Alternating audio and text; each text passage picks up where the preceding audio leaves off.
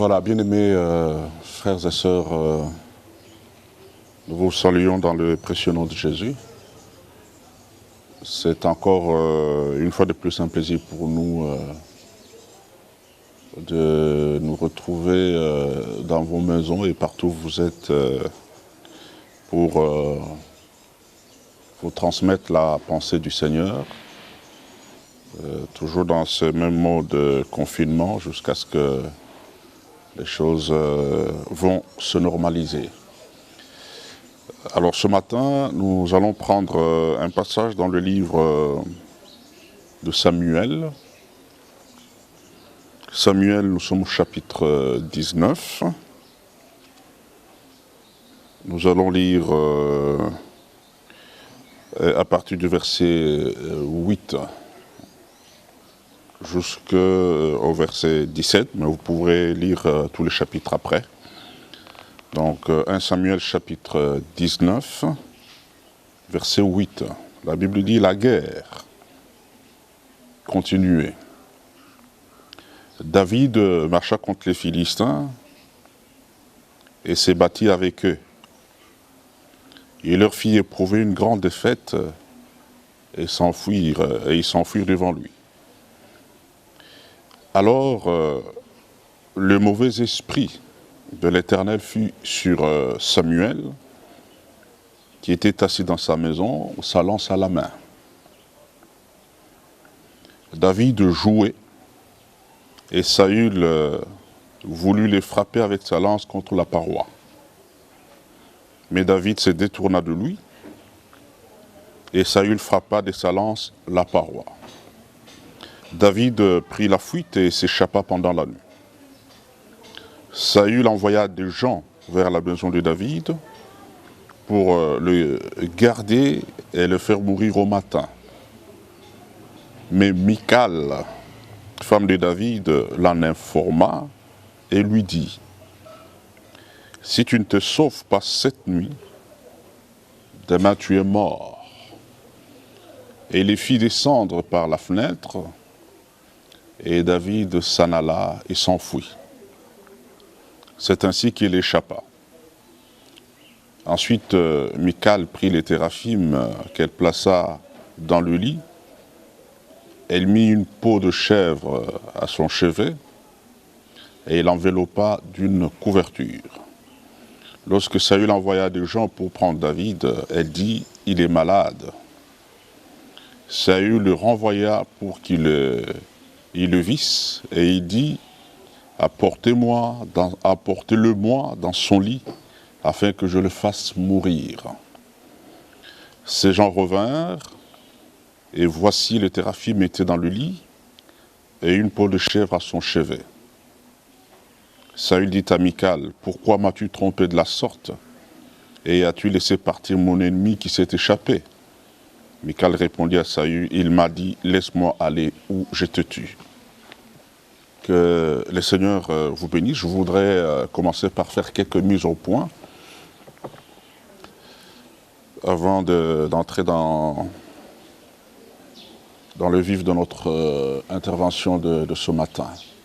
La première mise au point, c'est que dans notre passage que nous venons de lire, dans cette histoire, le roi Saül était animé d'une jalousie névrotique contre David et voulait à tout prix mettre fin à la vie de ces derniers. La deuxième mise au point, c'est que Saül a mené plusieurs tentatives d'assassinat contre David. Mais toutes ces tentatives se sont avérées sans avantage. Je voudrais aussi te dire, mon frère et ma soeur, toi qui me suis en ce moment, que l'ennemi peut mener autant de tentatives contre ta vie, mais je voudrais affirmer que toutes ces tentatives vont s'avérer sans succès. Toutes ces tentatives seront sans effet et sans avantage. Au chapitre 18, que nous venons de lire, le verset 12, la Bible dit au verset 12 que Saül craignait la présence de David parce que l'Éternel était avec lui. Donc ce qui faisait peur à Saül, c'était la présence de Dieu dans la vie de David. Donc quelqu'un qui vit dans la présence de Dieu, quelqu'un qui marche avec Dieu, qui est dans la présence de Dieu, est une menace contre l'ennemi. Parce que ce qui faisait peur à Saül, la Bible précise, c'était la présence de Dieu. La Bible, parce que Dieu était avec lui. Saül craignait David parce que Dieu était avec lui. L'ennemi a peur de vous, pas parce que vous priez 3-4 heures. Non. L'ennemi a peur de vous, pas parce que vous donnez des aumônes. Non. Mais l'ennemi a peur de vous parce que vous avez la présence de Dieu. C'est ça qui fait trembler l'ennemi. La Bible dit que Saül avait peur de David parce que Dieu était avec lui. Donc votre présence, bien-aimé, fait peur au monde de ténèbres. Votre présence dans la famille fait peur au monde des ténèbres. Votre présence dans la famille fait peur aux sorciers. Votre présence dans la famille fait peur aux entités maléfiques. Alors, au chapitre 19, toujours dans Samuel, maintenant, la Bible nous montre là, à ce niveau, que Saül a tenté de tuer David en lançant une flèche contre David. Mais la Bible précise que David s'inclina. Il y a d'autres versions qui disent David esquiva. Donc il s'est incliné, il a esquivé et la flèche a frappé la paroi. Et Saül a récidivé, pratiquement, il a tenté à 3 reprises à lancer la flèche contre David, mais toutes ces tentatives se sont avérées sans succès et sans avantage, et se sont avérées stériles. Et j'aimerais te dire aussi, bien-aimé, que toutes les tentatives de l'ennemi contre ta vie vont échouer. Je le redis, toutes les tentatives de l'ennemi contre ta vie vont échouer. C'est une proclamation prophétique que je fais sur ta vie. Je dis que toutes les tentatives de l'ennemi contre ta vie vont échouer. Et aucune flèche de l'ennemi ne t'atteindra. Aucune flèche de l'ennemi n'atteindra ta vie. Aucune flèche de l'ennemi n'atteindra ta maison. Aucune flèche de l'ennemi n'atteindra ton mari. Aucune flèche de l'ennemi n'atteindra ta femme. Aucune flèche de l'ennemi n'atteindra tes enfants. Aucune flèche de l'ennemi n'atteindra ce qui est à toi. Bien-aimé, la Bible dit qu'ils te feront la guerre, mais ils ne te vaincront pas. Ils te feront la guerre, mais ils ne te vaincront jamais. La guerre, ça, ils vont la faire. Ils vont mener la guerre. Ils peuvent mener la guerre contre toi autant de fois qu'ils le peuvent, mais la Bible est claire, la parole de Dieu est formelle. Ils te feront la guerre, mais ils ne te vaincront pas. Parce que tu es en alliance de protection avec Dieu. C'est Dieu qui te garde, c'est Dieu qui te protège, c'est Dieu qui te sécurise. Et la Bible dit que ce qui est dans sa main, nul ne peut le ravir ni l'arracher. Alors dans notre passage que nous avons lu de 1 Samuel, quand Saül a essayé de tuer David, il a esquivé, finalement la Bible dit David s'est enfui et il est allé se réfugier dans sa maison. Et Saül a envoyé des gens à sa recherche pour l'attraper et mettre fin à sa vie. Et la Bible dit qu'en pleine nuit, les gens que Saül a envoyés ont cerné la maison de David en attendant le matin pour mettre la main sur lui et les tuer. Donc son arrêt de mort était déjà signé, était déjà arrêté. Passez-moi cette tautologie. Alors c'est là que Dieu a suscité Michal, la femme de David, pour être une actrice dans l'éclipse de David. Alors Michal dit à David, si tu ne te sauves pas cette nuit, demain tu es un homme mort. Parce que Michal avait toutes les informations de la maison de son père, que son père était déterminé à mettre fin à la vie de David. Donc elle dit à David, si tu ne te sauves pas cette nuit, demain tu es un homme mort. Et la Bible dit qu'au milieu de la nuit, elle fit descendre David par la fenêtre. Et David s'en alla. Parce que c'était impossible de sortir par la maison, de sortir par la porte, parce que la porte était surveillée par les agents de Saül. C'était impossible de sortir par la porte parce que les ennemis étaient là en attendant le matin pour mettre la main sur David. Donc la seule alternative était de s'enfuir, mais par la fenêtre. Donc Dieu a inspiré en quelque sorte cette pensée.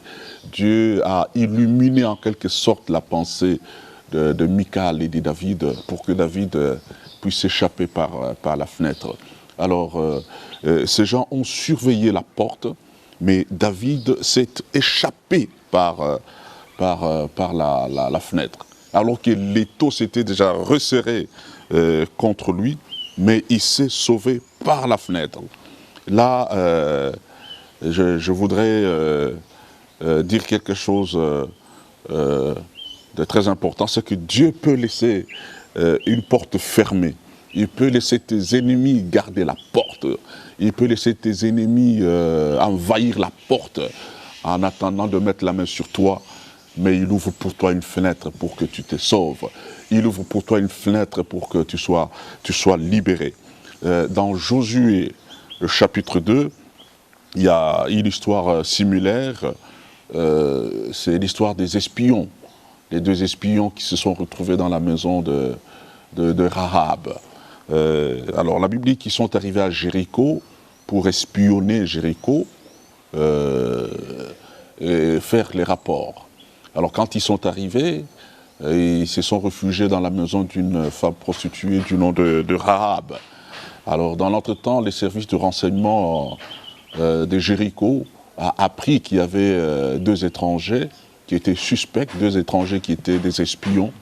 Et la nuit, ils sont venus cerner la maison de Rahab pour mettre la main sur les deux espions israélites. Donc, et la Bible dit qu'au milieu de la nuit, donc un peu comme David aussi, au milieu de la nuit, cette femme Rahab a fait descendre par la fenêtre, au moyen d'une corde, les deux espions. Parce que sa maison était construite sur une muraille. Donc c'est par la fenêtre que ces deux espions sont partis. Ces deux espions se sont sauvés. Donc nous allons parler ce matin des fenêtres surnaturelles. Donc notre thème de ce matin, c'est les fenêtres surnaturelles. Lorsque nous allons dans 2 Corinthiens, chapitre 11, à partir du verset 33. Là, cette fois-ci, il s'agit de l'apôtre Paul. L'apôtre Paul est à Damas, dans le cadre de son ministère. Et là, le gouverneur veut mettre la main sur Paul. Et comme les premières histoires que nous venons de lire, la nuit, le gouverneur a dû faire encercler la maison où Paul logeait, dans laquelle Paul logeait. Et la Bible dit encore qu'au milieu de la nuit, on les fit descendre par une fenêtre. Donc vous voyez, David, c'est par une fenêtre qui s'est échappé. Les deux espions à Jéricho, c'est par la fenêtre qui se sont échappés. Et pour la troisième fois maintenant, c'est l'apôtre Paul. Paul aussi, la Bible, on les fit descendre par une fenêtre dans une corbeille le long de la muraille et il s'échappa de leurs mains. Donc tous ces gens se sont échappés, mais par la fenêtre. Donc Dieu a inspiré ces gens à s'échapper toujours par la fenêtre. Et la Bible dit, et Paul s'échappa. Et à ce niveau, je voudrais poser quelques fondements de mon message. Le premier fondement, c'est que sur le plan spirituel, les fenêtres existent, comme les portes aussi existent. Donc spirituellement, les fenêtres existent.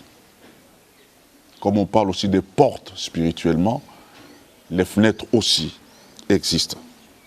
Quand vous lisez 2 Rois chapitre 7, le verset 2, la Bible dit que les ennemis d'Israël, les Syriens, ont assiégé la ville de Samarie. Et la Bible dit qu'il n'y avait pas d'entrée, il n'y avait pas de sortie. C'était impossible de se sauver. Et comme la ville n'était plus approvisionnée, il y a eu carence des denrées alimentaires, une carence telle que certaines familles, on ne parle pas d'une famille qui s'est arrangée pour manger leurs enfants. Donc essayez d'imaginer un peu l'ampleur de la crise qui avait frappé la Samarie. Et c'était terrible. Mais dans ces conditions-là, il n'y avait pas à manger. Il n'y avait rien. Rien. Et la vie était devenue intenable à Samarie. C'était une situation compliquée, une situation désastreuse. Alors, la Bible dit qu'Élisée a donné une prophétie extraordinaire. Il dit que demain, à la même heure, il y aura des mesures de farine, il y aura de ceci, il y aura de cela, il y aura à manger en abondance. Demain. C'était quelque chose d'inimaginable. Parce que la ville était prise en étau. La ville était cernée par les ennemis. Alors, ce qui m'intéresse, c'est les serviteurs sur qui s'appuyait le roi, dit ceci, il dit à Élisée, même si Dieu ouvrait des fenêtres au ciel, c'est-à-dire que ces gens avaient la notion de fenêtre. Il dit, même si Dieu ouvrait les fenêtres au ciel, il dit, pareille chose n'arriverait pas. Et Élisée lui dira, tu verras cette abondance, mais tu n'en jouiras pas parce que tu mourras. Donc vous voyez déjà là, on parle de la notion de fenêtre. Donc, les fenêtres spirituelles existent. Les fenêtres surnaturelles existent. Les fenêtres surnaturelles sont une réalité. Les fenêtres spirituelles sont réelles. Le deuxième fondement, c'est que Dieu peut laisser une porte fermée, mais ouvrir pour vous une fenêtre. Dieu peut laisser les ennemis se cantonner à la porte, bloquer la porte pour que tu ne t'en sortes pas, pour que tu ne te maries pas. Il bloque la porte du mariage, il bloque la porte de l'emploi, il bloque la porte de la prospérité, il bloque la porte de ton émergence, il bloque la porte de ton épanouissement. Mais Dieu peut les laisser là et ouvrir pour toi une fenêtre. Et les ennemis seront surpris de voir que tu n'es plus là. Ils seront surpris d'apprendre que tu t'es marié il y a 2 jours. Ils seront surpris d'apprendre que tu as voyagé il y a 4 jours. Ils seront surpris d'apprendre que tu as déjà accouché. Donc les temps où tu as eu la grossesse, les temps de grossesse, ils ne te voyaient pas pour eux, ils étaient sûrs que c'est fini. La procréation est bloquée dans ta vie. Donc ils seront surpris, bien. Dieu peut les laisser bloquer la porte, mais ouvrir pour toi une fenêtre. Et je suis convaincu que le Seigneur va le faire. Dans cette situation difficile que nous sommes en train de traverser, où la vie devient presque intenable pour la plupart des familles. Bien-aimés, c'est une situation presque similaire à la situation de la Samarie, mais la Samarie était plus que ce que nous sommes en train de vivre aujourd'hui. Mais Dieu, le Dieu qui a ouvert les fenêtres pour Israël, c'est le même Dieu qui ouvrira pour toi une fenêtre. Donc Dieu peut laisser une porte fermée et ouvrir la fenêtre.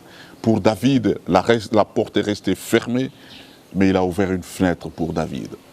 Pour les 2 espions, la porte est restée fermée, mais ce n'est pas la fenêtre qui se sont échappés. Pour l'apôtre Paul à Damas, la porte est restée fermée, mais ce n'est pas la fenêtre qui s'est échappée. Donc, bien-aimés, les fenêtres surnaturelles existent. Les fenêtres surnaturelles sont réelles. Alors, 3e fondement, c'est que Dieu ouvre les fenêtres pour ses enfants. Dieu ouvre les fenêtres pour ses enfants. Nous venons de le voir dans 2 Rois. Israël était dans une situation désespérée. Mais Dieu a ouvert une fenêtre. Ils vivaient des situations extrêmes. Ils étaient écrasés par le poids de la famine. Mais Dieu a fait un miracle. Il a ouvert pour Israël une fenêtre. Et il y a eu de l'abondance ce jour-là. 4 lépreux seulement qui sont sortis, qui ont avancé. Et Dieu a fait entendre le bruit des chars et le bruit des chevaux. Ils ont tout abandonné. Donc, ils ont eu tout ce qu'ils voulaient comme sur un plateau. C'était inimaginable. Personne ne pensait à cela. Ça, c'est la fenêtre que Dieu a ouverte pour Israël. Alors, 4e fondement, les fenêtres surnaturelles, c'est quoi quand on parle de fenêtres? 3 mots hébreux sont traduits en français par fenêtre dans la Bible. Le premier mot, c'est Shalom. Shalom. Shalom veut dire une percée dans un mur. Dans la Bible, c'est traduit par fenêtre. Donc Dieu est capable de faire pour vous une percée dans un mur pour que vous vous en sortiez. Dans ces temps difficiles, Dieu peut faire pour vous une percée dans un mur. Et il va le faire.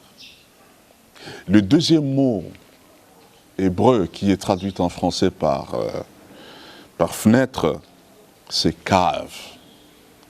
Cave veut dire une entrée non habituelle, une entrée non traditionnelle. Donc Dieu peut vous donner une entrée non habituelle. Il peut vous donner une entrée non traditionnelle. Donc il y a une entrée traditionnelle, il y a une entrée habituelle, qu'on appelle porte. Mais pour vous, Dieu fait une entrée spéciale, une entrée non habituelle, une entrée exceptionnelle, une entrée non traditionnelle. Alors le 3e mot hébreu qui est traduit en français par fenêtre, c'est Arubaha. Arubaha. Arubaha veut dire une échappée. Donc, Dieu peut vous donner une échappée. Une échappée, c'est un espace libre bien que étroit, qui se situe entre deux obstacles. Donc il y a un obstacle ici, il y a un obstacle, là, pas moyen de passer, mais Dieu vous laisse un petit espace et vous passez par là et vous vous en sortez. Alors qu'il y a des obstacles partout, mais entre les deux obstacles, il y a un peu d'espace que Dieu laisse. C'est un espace étroit, mais qui vous permettra de sortir. Ce sont ces trois mots hébreux qui sont traduits en français par fenêtre. Donc, les aruba, c'est une échappée. Aruba, c'est une écluse. C'est comme un colombier. Donc, les sorciers peuvent bloquer toutes les portes, mais les fenêtres échappent à leur contrôle. Je voudrais te dire, bien-aimé, que Dieu est capable d'ouvrir pour toi des fenêtres. Alors, une fenêtre surnaturelle, c'est une ouverture particulière dans une situation complètement inattendue. Je reprends, une fenêtre surnaturelle est une ouverture particulière dans une situation complètement inattendue. Deuxième direction, une fenêtre surnaturelle est une intervention de Dieu qui ne résulte d'aucun effort humain. Donc, une intervention de Dieu qui ne résulte d'aucun effort humain. 3. Une fenêtre est une intervention de Dieu pour nous afin de nous libérer d'un danger. Une intervention de Dieu en notre faveur afin de nous sortir d'un danger. Donc là où apparemment il n'y avait pas d'issue, mais Dieu vous donne une issue. Ça, c'est une fenêtre. La fenêtre est une voie de sortie que Dieu nous donne dans une situation pratiquement impossible. Donc une voie de sortie que Dieu nous donne dans une situation pratiquement impossible. Et je voudrais te rassurer, bien-aimé, que dans cette situation qui paraît être impossible, Dieu va te donner une voie de sortie. Parce qu'il est le Dieu qui ouvre des fenêtres. Une fenêtre est une ouverture d'un circuit qui était fermé. Donc ce circuit-là qui était fermé, Dieu l'ouvre, Dieu les débouche. J'aimerais vous dire qu'il y a des fenêtres qui vont s'ouvrir. Ma sœur, toi qui étais désespéré, tu as regardé ton âge, tu t'es dit, bon, c'est fini, tu as accepté, tu as capitulé. Je t'ai dit aujourd'hui, reprends espoir. Dieu va ouvrir une fenêtre pour toi. Ça sera terrible, exceptionnel. Dans une situation qui semble être impossible, Dieu va te donner une voie de sortie. Les voies de Dieu sont insondables. C'est en cela qu'il est Dieu. J'aimerais vous dire qu'il y a une fenêtre qui va s'ouvrir pour vous. Il y a une fenêtre qui va s'ouvrir. Vous vous retrouvez dans une situation compliquée, peut-être au service. Vous donnez beaucoup, les autres sont promis. Vous n'avez aucune promotion. Les autres ont des postes lucratifs. Vous n'en avez pas. Vous avez des problèmes sérieux avec votre chef. Pour lui, vous n'aurez jamais de promotion. Il a déjà décidé. Il dit, tu n'auras pas de promotion. Tu as des problèmes sérieux avec ton chef, peut-être avec ton ministre, avec ton DG, ton ADG, avec ton directeur, avec ton patron. Il te mène la vie dure au service. Il te fait la guerre, alors que tu n'y es pour rien. Parfois, quand tu t'assois, tu fais l'anamnèse, tu te poses des questions, qu'est-ce que tu lui as fait? Il n'y a rien. Mais il te combat terriblement. Il sera surpris. Dieu peut laisser que la porte se ferme, mais il ouvre une fenêtre Il apprend seulement que la chose a changé. Il apprend seulement que c'est lui-même qui part de là. Dieu est capable de tout, bien-aimé, parce qu'il est Dieu. Il m'a chargé de vous dire, ne vous inquiétez pas parce que les portes sont fermées. Il peut ouvrir une fenêtre. La fenêtre peut s'ouvrir pour vous. Ne soyez pas inquiets, quelle que soit la situation. Ne soyez pas écrasés par les soucis, quelle que soit la situation que vous traversez maintenant. Ne vous laissez pas encercler par les ténèbres, bien-aimés. Ne soyez pas chargés de perplexité, quelles que soient les circonstances par lesquelles vous passez. Ne vous inclinez pas devant cet impossible apparent. Cet impossible est apparent. Parce que Dieu est capable de vous donner une voie de sortie dans cet impossible-là. Ou dans cette impossibilité. Dieu est capable de le faire. Il est capable de déverrouiller l'impossible. Parce qu'il est Dieu. Il va ouvrir une fenêtre pour toi. Dieu a ouvert des fenêtres pour ses serviteurs. Dieu ouvre des fenêtres pour ses servantes. Dieu ouvre des fenêtres pour ses enfants. Dieu ouvre des fenêtres pour ceux qui croient en lui. Dieu va le faire. Et quand il ouvre une fenêtre, la délivrance s'opère. Quand il ouvre une fenêtre, la provision s'invite. Quand il ouvre une fenêtre, il y a un sauvetage extraordinaire. Nous le voyons avec les 4 lépreux, comme je l'ai dit. 4 seulement. Ils ont fait trembler toute une armée, mais eux-mêmes ne le savaient pas. Parce que c'est une fenêtre que Dieu avait ouverte. Et la ville a été approvisionnée, les gens ont mangé à leur faim. Alors je vais terminer, bien aimé, avec les clés qui déclenchent l'ouverture de fenêtres surnaturelles. La première clé, c'est la grâce de Dieu. Lorsque Dieu déverse sa grâce sur quelqu'un, il peut ouvrir une fenêtre, il peut décanter une situation qui était apparemment impossible. Donc la grâce de Dieu. Priez pour que Dieu vous inonde de sa grâce. Priez pour que Dieu vous couvre de sa grâce. Que la couverture de la grâce de Dieu soit sur vous. C'est une prière que vous devez faire chaque matin quand vous vous réveillez. Seigneur, que ta grâce me couvre. Seigneur, inonde-moi de ta grâce. Seigneur, fais surabonder ta grâce sur moi. Donc la grâce ouvre les fenêtres surnaturelles. Deuxième clé, c'est la foi dans la parole de Dieu. Cet homme, dans 2 Rois 7, les serviteurs du roi qui n'a pas cru, est décédé. Il n'a pas bénéficié au fruit de l'ouverture de fenêtres. La foi dans la parole de Dieu, la confiance dans la parole de Dieu. Parce que la parole de Dieu est vivante et efficace. La parole de Dieu est vraie, car elle est soutenue par Dieu lui-même.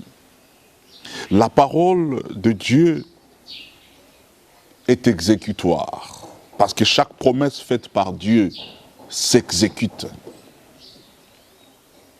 La troisième clé qui ouvre les fenêtres surnaturelles, c'est la mission. Lorsque vous avez une mission, vous avez reçu une mission de Dieu. Lorsque vous avez le mandat de Dieu, serviteur de Dieu, servant de Dieu, enfant de Dieu, vous exercez cette mission, vous accomplissez l'œuvre pour laquelle Dieu vous a appelé. Les fenêtres vont commencer à s'ouvrir pour vous. Nous voyons les 2 espions qui étaient en mission à Jéricho. La fenêtre s'est ouverte et ils se sont échappés. David avait le mandat de Dieu parce qu'il était appelé à être le roi d'Israël. La fenêtre s'est ouverte, il s'est échappé. Donc quand nous sommes dans l'œuvre de Dieu, dans la mission, les fenêtres s'ouvrent toujours. Tu peux voir les choses, apparemment, elles sont compliquées, les portes sont bloquées, c'est comme s'il y a un mur d'airain devant toi. Mais Dieu est capable de faire une ouverture dans ces murs d'airain pour que tu puisses t'en sortir.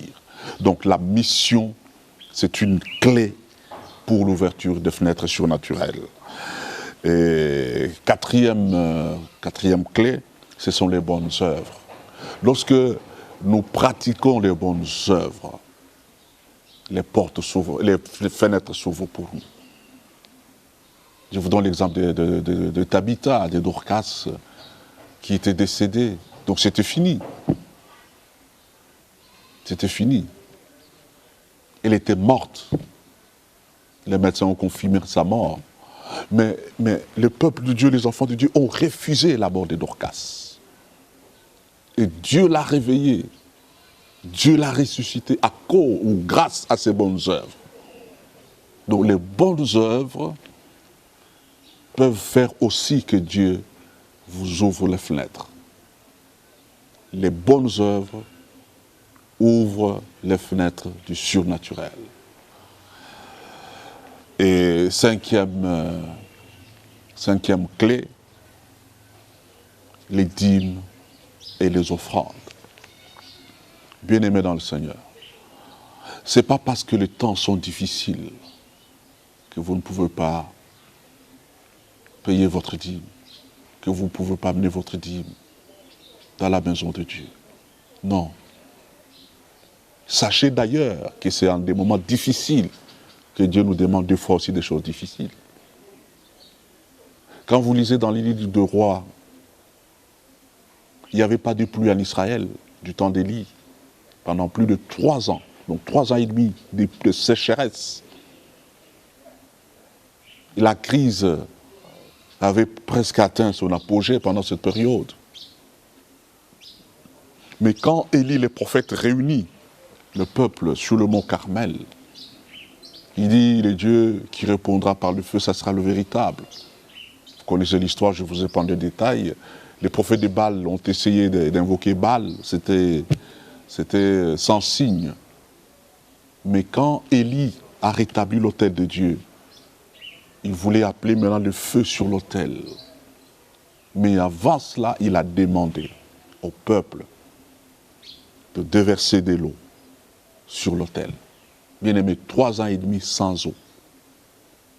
Donc l'eau était comme de l'or. C'était une denrée rare. Donc c'était un sacrifice que d'aller chercher de l'eau et les déverser sur l'autel. Il n'y en avait pas.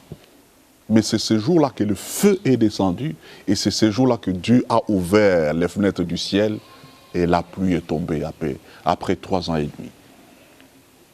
Des fois, des moments difficiles, Dieu nous demande des choses difficiles. Ne vous excusez pas, bien-aimés, ne trouvez pas des excuses pour dire les temps sont difficiles, je ne peux pas faire ça, non. Continuez à investir dans l'œuvre de Dieu. Continuez à donner vos offrandes. Continuez à payer votre dîme pour l'avancement de l'œuvre de Dieu. La Bible dit, a fait qu'il y ait de la nourriture dans ma maison. Payez votre dîme, donnez vos offrandes, vos actions de grâce, investissez dans l'œuvre de Dieu. Ce sont ces choses qui ouvrent les fenêtres du ciel. Dieu dit dans Malachie, mettez-moi de la sorte à l'épreuve et vous verrez si je n'ouvre pas pour vous les écluses des cieux. Il y a une version qui parle même des fenêtres. Et vous verrez si je n'ouvre pas pour vous les fenêtres du ciel. Donc les dîmes et les offrandes ouvrent les fenêtres du ciel.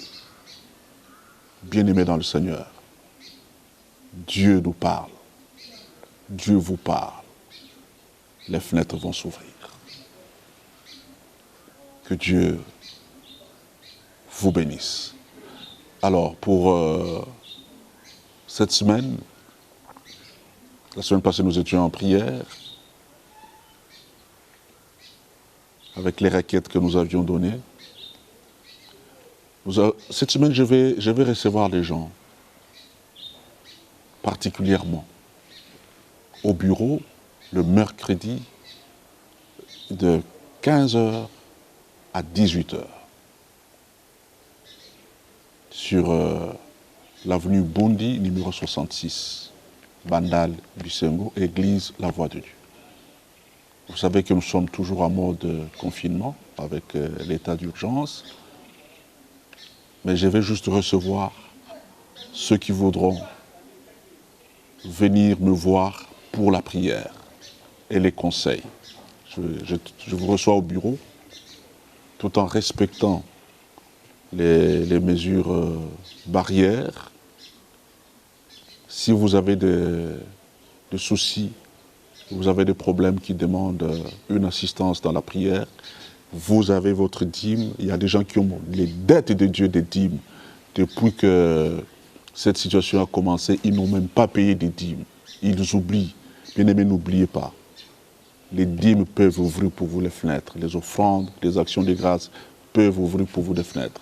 Donc tous ceux qui auront leur dîme, qui voudront passer à l'église, nous serons là le mercredi de 15h à 18h. Je vous reçois et je prie pour vous, pour que le Dieu de sa parole accomplisse sa parole dans votre vie. Que le Seigneur vous bénisse. Si vous ne savez pas passer, il y a les numéros de compte qui s'affichent sur votre écran. Vous pouvez aussi verser votre dîme, votre action de grâce ou votre offrande sur ce compte qui s'affiche sur votre écran. Mais prenez soin de signifier, de donner votre nom, même par SMS, parce que nous devons prier pour vous, pour que la parole de Dieu s'accomplisse. Que Dieu vous bénisse.